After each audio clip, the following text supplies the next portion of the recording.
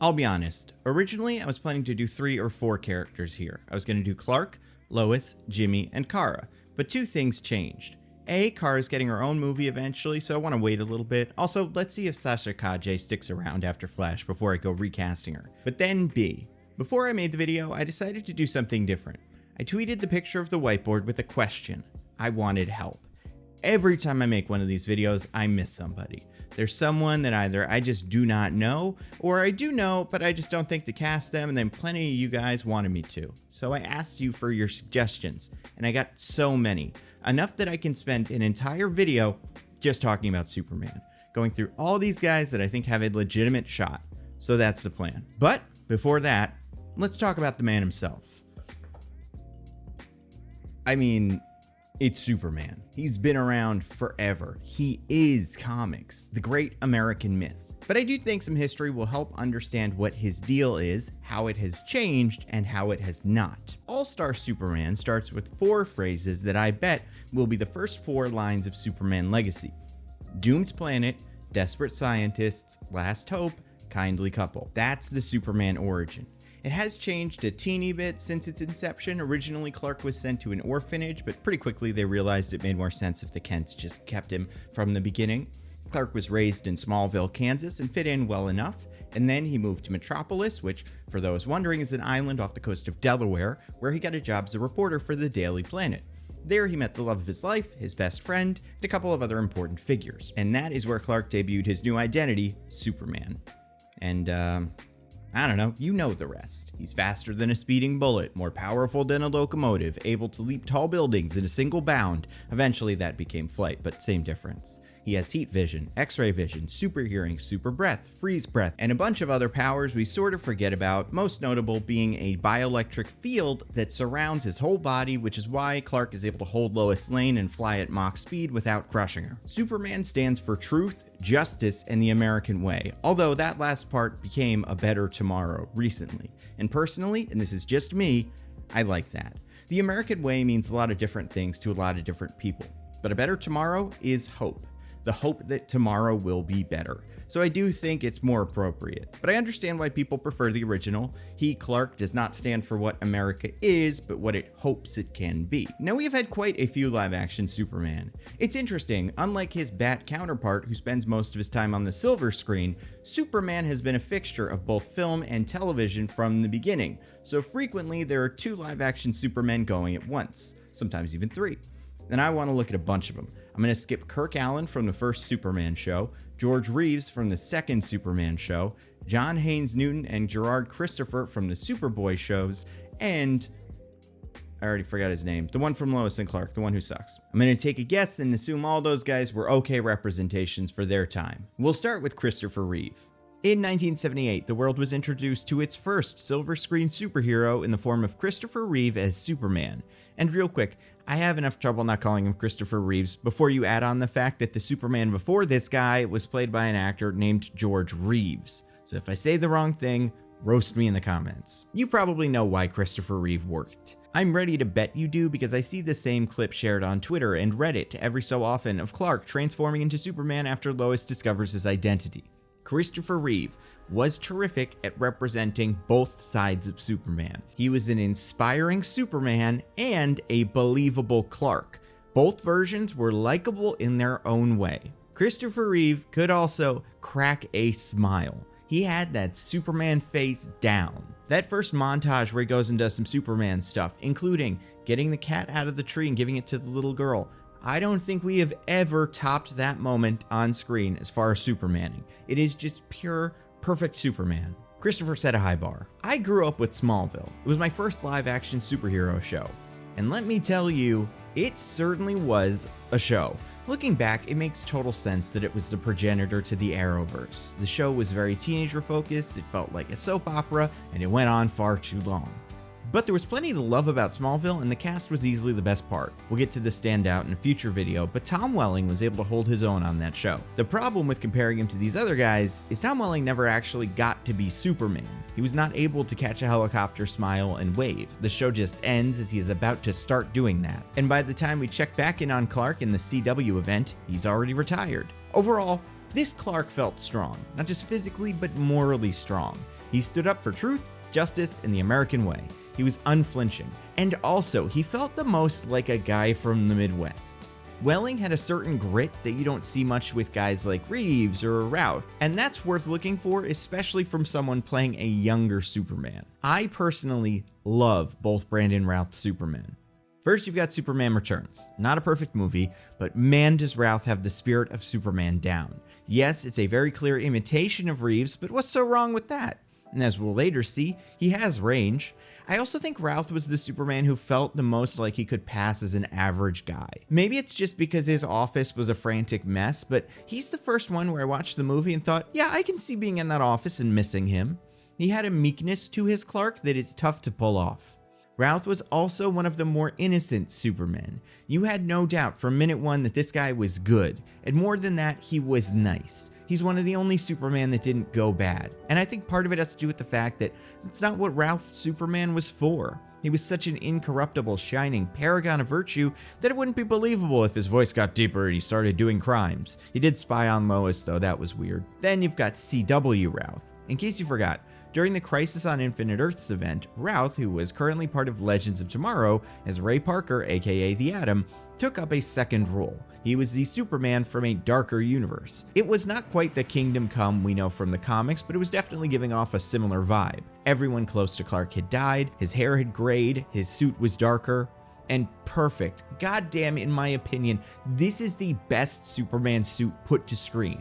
James, call whoever made this suit and have them make the new one because this is perfect. The symbol, the neckline, and of course, the shorts. And this Crisis Superman was not the same one as the Superman from Superman Returns, but he shared obvious characteristics. He was still corny, still optimistic, still charming, and he can crack a smile that can melt the thing that's difficult to melt. Overall, one of the best Superman in one of the more forgettable movies, but it was not his fault. Blame it on his co-star, Christopher Plummer. Henry Cavill is certainly tricky. On one hand, man did he look the part, built like a cartoon character. And he had the charm, just not usually here. I have talked to death in several videos why I do not think Henry's Superman worked. And real quick, he just wasn't hopeful enough. He did not inspire hope in the hearts of other characters in the DCEU or the audience. If you disagree, that's fine. But this is at least an opinion held by a lot of people. It's not nothing. And I do think if given the chance to continue, this universe would have supported him with a more hopeful story and we could have gotten on board. One thing I do like about Cavill's Superman was that he was a brawler. He was the first Superman to really get into it. Big, flashy battles in the sky. And I do think he was able to strain really well. That particular emotion, danger, pressure. Cavill always managed to show that this Superman had the full weight of the world on his shoulders. Our most recent Superman comes from CW/HBO's Superman and Lois. He's played by Tyler Hoechlin, who I mostly otherwise know from that movie where baseball players are friends. Tyler is easily the most well-rounded version of the character on screen since Reeves. He has the charm of Reeves, the humanity of Welling, the innocence of Routh, the grit of Cavill. I cannot say enough nice things about him. He should be the new blueprint. Hoechlin is also the dad Superman.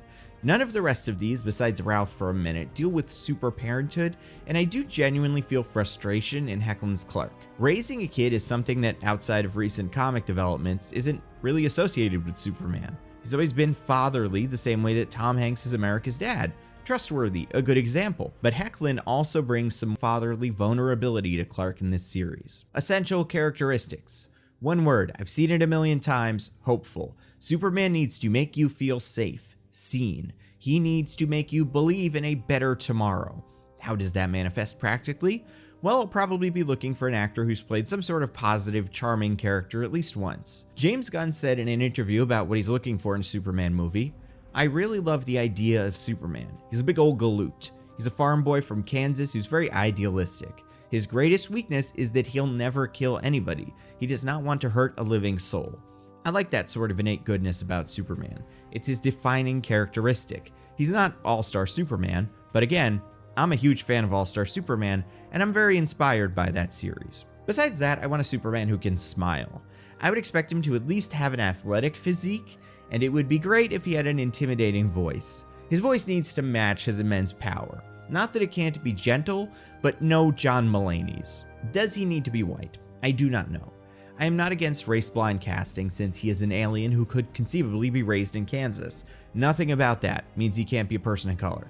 However, much like Steve Rogers, I think there's value in having stories like Superman Smashes the Klan, where he is the Klan member's dream who wants nothing to do with them. That is interesting to me. Plus, there are other versions of Superman who are not white. Obviously, Val Zod and Calvin Ellis are both black Supermen from alternate universes, and there is a Chinese Superman named Kong Kenan and called the Superman of China.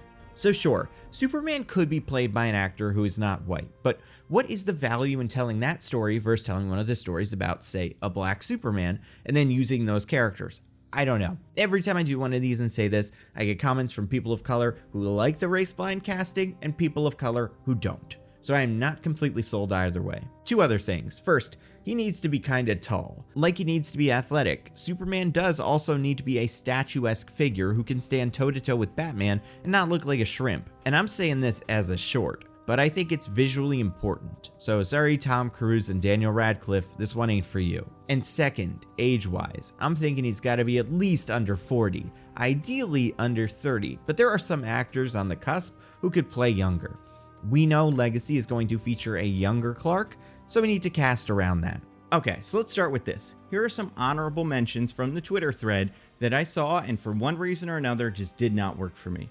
A lot of them are too old, some just don't have what I would consider the look. I'm not going to get into all of them since there are so many, but the runners up: Jake Picking from Top Gun, Brian DeChart from Cyberpunk, Spencer House from Space Force and Teenage Bounty Hunters, Taron Egerton from Kingsman, Matt Bomer from Magic Mike and Doom Patrol, Michael B. Jordan from Black Panther and Creed, Logan Lerman from Percy Jackson, Jack Quaid from The Boys, Ross Butler from Shazam, Nicholas Braun from Succession, Daniel Henney from Wheel of Time, Dylan Sprayberry from Man of Steel, Joe Alwyn from The Favorite, Danny Ramirez from Falcon and Winter Soldier, Jordan Fisher from The Flash, Tom Hopper from Umbrella Academy, Jonathan Majors from Ant-Man and the Wasp: Quantumania, Finn Wittrock from Big Short, Richard Madden from Game of Thrones, Asa Butterfield from Ender's Game, Matthew Needham from House of the Dragon, Sam Claflin from Hunger Games, Kit Connor from Rocketman/Heartstopper, George McKay from 1917, Joe Keery from Stranger Things, Joshua Bassett from High School Musical, the series, the musical, or whatever it's called, and Caleb Alexander Smith from Station 19. Then, here are a few who did not work for me but made it further into consideration, so I want to give each a real quick look. We got Gabriel LaBelle from Fabelmans. Listen, I loved Fabelmans, but at 20, he's just too young. LaBelle's closer to Jonathan Kent post-age up. I could also see him as a solid Con-El, maybe Dr. Midnight, or a younger Mr. Miracle, but he's not quite what I think James Gunn is going to be looking for age-wise. Cameron Gelman from Stargirl. So I watched enough of Stargirl that I know who this guy is, and I kind of expected him to show up in one of these eventually. Listen, I think he's very capable as our man on that show. He's proven that he's able to play that part consistently over 3 seasons. That being said, I'm just not in love with him for this role, probably since he's most known, at least for me, for playing another superhero already. Either way, not in love with the casting. Sam Reckner from Fabelmans. Okay, so he did one Fabelman, let's talk about the other one, which in my opinion also doesn't quite work for different reasons. Basically, I think it's possible Reckner could play Superman if everybody else called out sick. But man, Fabelmans might as well be a Guy Gardner audition tape. He is a moody bully with a lot going on under the surface who needs to... You know what? I'm not going to spoil it for you. Go watch the movie yourself. It's terrific. Suffice it to say, I don't love him for Clark. Diego Calva from Babylon and Narcos. Another one where looks the part, seems talented, but has one big issue. Diego Calva does not seem to be able to speak with a native-seeming American accent. Not saying that that makes him a worse actor, but he just learned English for his role in Babylon, so asking him to do that in a Superman movie where he needs to seem like he's a guy raised his entire life in Kansas, I don't know, it just doesn't seem feasible. Could you make a movie where Clark is from a different part of the world? Sure, but I don't think that's what this is going to be, so he's out. Ethan Peck from Star Trek. Also not a crazy pick maybe 5 years ago, but he'd be pushing 40 when they start filming, and he kinda looks it, so I don't think he's realistic. Austin Butler from Elvis. I love this one, but not for Clark. I think Austin Butler could play a great superhero. I just think he's more suited to someone like Gambit, although he does have some of Clark's folksiness down, so I could see this one almost working, Problem is, he's just got too much wildcard energy. I don't think I can see Butler as the straight edge you want in a Clark. That being said, I do think he could be a great Hal Jordan. Paul Mescal from Aftersun. Another actor who is clearly very good, no question. And he's super hot right now on the heels of Aftersun, so I think he'd be a huge get.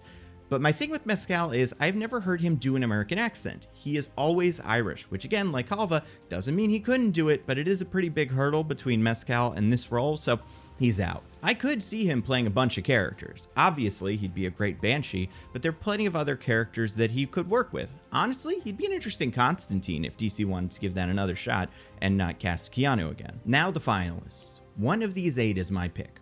I will say, if you disagree, or someone you like did not make the cut, I want to make sure you know that I think less of you as a person from now on. Just kidding, it's fine. Everybody's got their tastes. And besides age, which I do think is a limiting factor with some of the last few, I think most of the rest of this is subjective. So whatever you think, that is fine. But in no particular order, here are the 8 actors that I think could make a very good Superman. I'm going to give an overview of each and also evaluate everyone on 5 specifics: range, smile, physique, voice, and charm. Why these 5? I don't know, but I did want to make sure I touched on all of them briefly. So anyway, let's start with number 1. Darren Criss from Glee, Flash, and Hollywood. Wanted to start here because Criss was not one of the actors I had seen mentioned in the conversation, but he did get brought up by a bunch of different people, so I was curious. And I'm somewhat familiar with Criss. I saw the Music Meister episode of The Flash. I know he's on Broadway and Glee, but that was about it. And then I learned that Criss voices the titular Kryptonian in the animated Superman Man of Tomorrow, and I said, oh, now we're getting somewhere. Because aside from all of the other reasons that movie is very good, the voice cast is all around excellent. We'll get to some of them in the future videos, but overall, they work. And at the center of the movie, Criss is able to nail both Clark and Superman's humanity while giving each enough of a different tone to set the characters believably apart in universe. Criss also has the classic Superman look: messy black hair, a strong chin, and can rock a pair of glasses. Overall, I do think there's something here. My only problem is that he is 36, which is a tad older than I think they'll skew when they cast Clark. And while I think he looks a little younger than that, I don't know if he could swing under 30 in 2 years. That's a big ask. But otherwise, sure, I can see it. The range. We've heard it. And also, look at these pictures of Criss in glasses with slick flat hair. He looks like a different enough guy. The smile. Yes. The physique. He's got a slightly slimmer frame than, say, Cavill, but I think that's fine. Superman does not need to be broad, he just needs to be big, like tall. The voice. Check. The charm. I loved Criss as Music Meister, and his Superman is plenty charming. I could absolutely see this working. Number 2. Jacob Elordi from Kissing Booth and Euphoria. I talked about Jacob in one of my X-Men casting videos. I think he'd make a solid Gambit, but he came up in this conversation too. And why not? He's young, he's popular, he's a talented actor on one of the biggest shows that exists right now, and all of his Euphoria co-stars are nabbing up superhero roles. He got Zendaya as MJ, Sydney Sweeney is in that Madam Web movie as Who Knows, but I don't doubt that there will be more. So, could Elordi play Superman? Well, he's around the right age, he's handsome, he's tall, and look at that jawline. But can Elordi play Clark? Can he be meek, dorky? Can he blend into the crowd at the Daily Planet?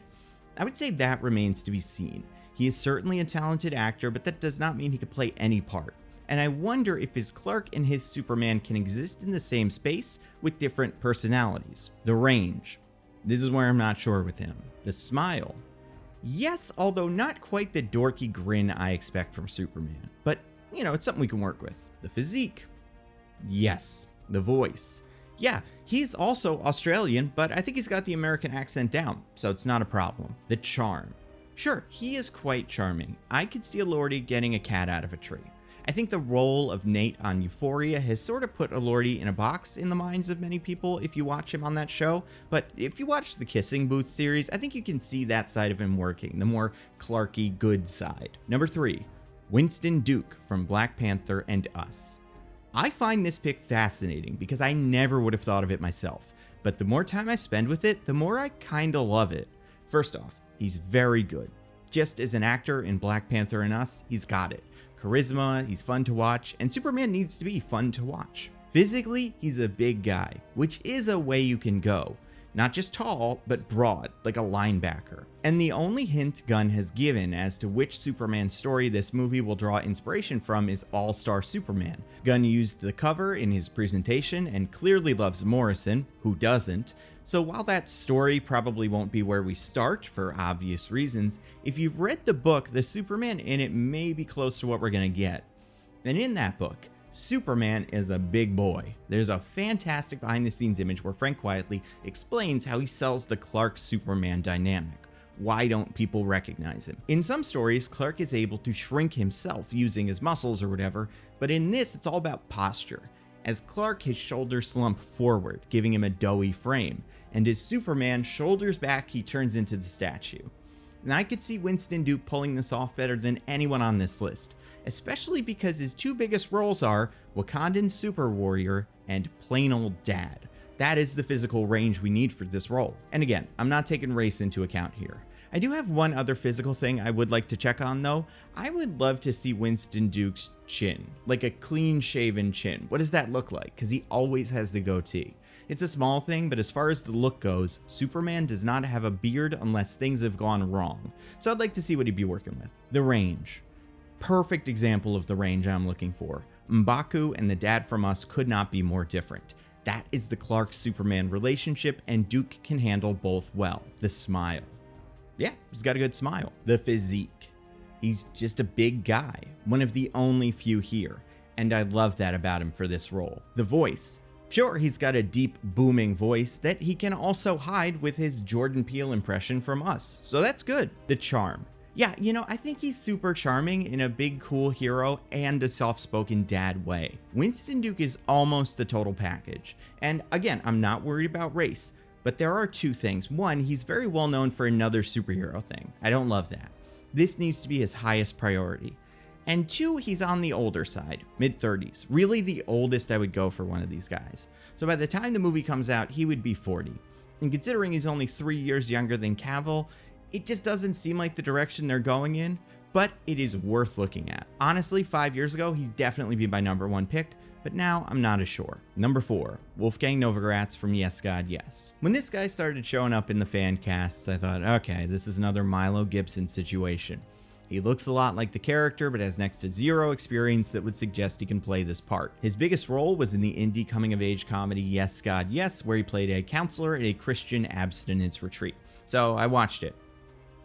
And holy shit, this guy could be a great Superman. First of all, just look at him. His face looks like one of those things where you use AI to mash up all the Superman actors into one guy. He's got Cavill's jawline, Routh's eyes, and Reeves' smile. Second, Novogratz's role in Yes God Yes is a perfect Superman audition. He plays Chris, the hunky quarterback who is also an impossibly upbeat and cheery camp counselor.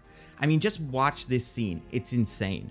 And honestly, Natalie Dyer, not a terrible Lois Lane.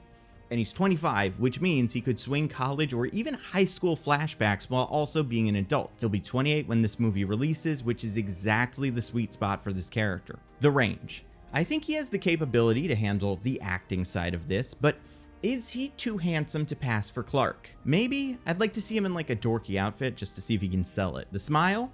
Hell yeah. The physique? Also yes. The voice? Totally works. The charm. He is so charming in that movie. It really is a perfect Superman audition. Number 5, Harris Dickinson from The King's Man and Triangle of Sadness.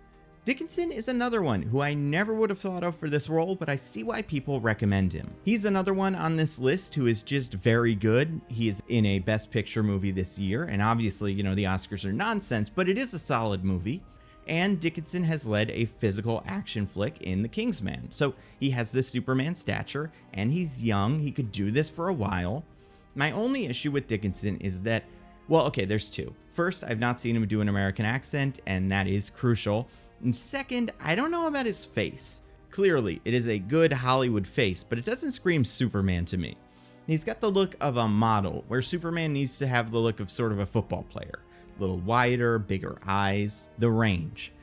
I have trouble picturing him as Clark, especially because I don't know him as someone who can do that American accent, so I think that hinders his believability as Clark. The smile. He has a good smile. The physique. He has a model's physique, which again, I think could work for Clark. The voice. Not sure on this one. The charm. I do find him charming, and I think he could sell this part of the role. It's just everything else I'm not so sure about. Number 6, Henry Golding from Snake Eyes and Crazy Rich Asians. This one is interesting. On the surface, he's one of the older actors here, and unlike some of the others on the list, I doubt he could play someone in their 20s. Perhaps because of the roles he is known for, like a husband in Crazy Rich Asians or a ninja assassin in Snake Eyes, Golding seems like an adult.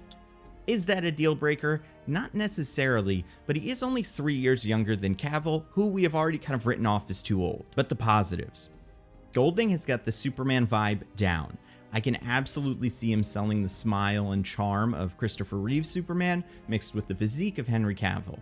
And he's got a great voice, not always the most convincing accent, but he can sound like Superman, which is important. The range. I'd be curious to see a dorky version of Golding, but who knows? The smile. Check. The physique. Check. The voice. Again, not always the most convincing American accent, but okay, and with training, I'm sure he could nail it. The charm. This is where Golding shines. He is a hunk with heart. I can absolutely see him getting a kitten out of a tree and smiling as he hands it to a little girl. Number 7, Adam DeMarco from White Lotus and The Order. So Adam was my pick in my Man of Steel 2 / whatever it is now pitch video, and I still feel pretty good about it. He is in his early 30s, but he can clearly play way younger. On White Lotus, his character Albie is a recent college graduate working as an intern, which could mean anything these days, but I imagine the way the show frames it, it's his first job, so he's in his very early 20s. DeMarco's other big role was as Randall on The Order, where he played a frat boy werewolf or something. I watched some clips of it. Point is, DeMarco is good at playing youngish. I think he could conceivably play a Superman in his mid to late 20s for a while. But more importantly, I think in White Lotus, DeMarco proved he can sell the innocence we need from a young Clark. He can be wholesome and protective. Now, that is not to say his character on the show is a complete Superman type. He's got plenty of flaws, but the pieces are there. I can see how that performance can be sanded down into the paragon of virtue that is Superman. The range.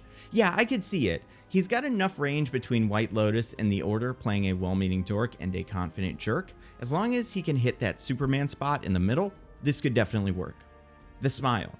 Sure, he's got a good smile. The voice. I can really see this one better than maybe most of the others. He has the earnestness and folksiness of a Clark. The charm. Sure, he's not Golding or anything, but I think he's got enough charisma to work as a superhero. Number 8, David Corenswet from Pearl and Hollywood. Okay, this is another one I was not familiar with before I started working on this video, and let me say, he looks a lot like Henry Cavill.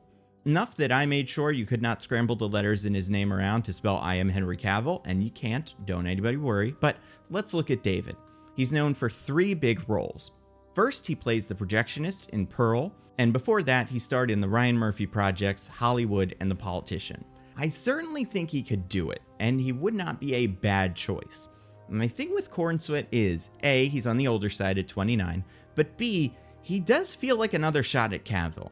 I think we need to do something very new and different with this casting. And I think Corenswet, by no fault of his own, might not be the right guy for that moment. The range. He's been working for a while and he's been at the front of more than a few projects doing very different things. I think he could hit a decent balance. He's another one of those who seems maybe a little too handsome to blend in at the Daily Planet, but that's not the end of the world. It worked with Cavill. The smile. Absolutely. And look at those dimples. The physique. Again, solid Superman physique. The voice. Very deep voice, very Superman-y. So if he could get it to be a little lighter for Clark, perfect. The charm. Yeah, I think he's plenty charming. I'm also surprised by how he's able to add some menace to that charm. He could be a good Ultraman somewhere down the line if this doesn't work out. Bottom line here, this is just 100% me, but Corenswet just feels too much like Cavill to be a good new Superman. The winner. For me, it's down to 3. Winston Duke, Wolfgang Novogratz, and Adam DeMarco. I know Duke is unconventional for a bunch of reasons, but I do really love certain things about him that I just don't see in many of the other actors here. Novogratz is positioned as exactly what you expect from a young Superman, and DeMarco is not quite the superhero we're familiar with, but he does have most of the pieces. In my eyes, any of these 3 could work. Some negatives. Duke is perhaps too old. Novogratz is not as experienced as the others. He has not been on a show as big as White Lotus or in a movie as big as Black Panther, so it's unclear how well he could handle that level of exposure. And DeMarco, I don't know what it is. I feel like he's just maybe missing something. I can't put my finger on it. He is also on the older side, so that's not great. I wish I could go with Duke or DeMarco, but it is hard to deny that Wolfgang Novogratz is just in the perfect spot right now. He has the look, the spirit, and he's the perfect age. I think there are a lot of great options here, but if I were in James Gunn's position, my Superman would be Wolfgang Novogratz. Now, I'm going to make more videos about other DC characters, but I wanted to start here. I've already done the Bat family, most of those still work. I'm aiming to get the rest of Superman supporting cast done soon, and then I'm not sure.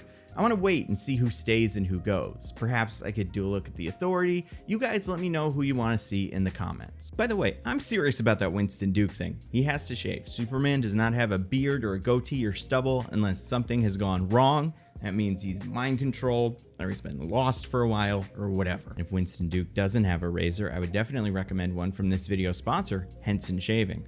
Oh man, this guy, I've had him for about 6 months. And I can honestly say I have not used another razor. I genuinely threw my old razor in the trash, not like as like a symbol, but just like as a, what am I doing with this? I don't need this anymore. By the way, after I did the last one of these, maybe 6 months ago, I got a lot of comments saying, how are you gonna be talking about a razor when you have stubble?